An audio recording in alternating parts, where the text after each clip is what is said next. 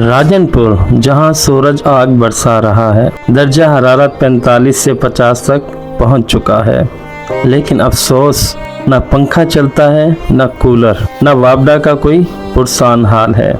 جی ہاں، راجنپور میں بجلی کی طویل لوڈ شیڈنگ نے عوام کا جینا دوبھر کر دیا ہے۔ کبھی دن میں 10 گھنٹے، کبھی رات کو مسلسل اندھیرا، نہ پڑھائی ہو رہی ہے، نہ کاروبار، نہ مریضوں کو سکون مل رہا ہے۔ حکومت اور وابڈا حکام کی مجرمانہ خاموشی نے غریب شہریوں کو ذہنی اذیت میں مبتلا کر دیا ہے۔ سوال یہ ہے، کیا راجنپور کے عوام انسان نہیں؟ کیا صرف شہروں کو ہی بجلی میسر ہے؟ راجنپور ٹائمز یہ آواز اٹھا رہا ہے کیونکہ راجنپور والے بھی پاکستان کے شہری ہیں، انہیں بھی جینے کا حق ہے، آرام کا حق ہے۔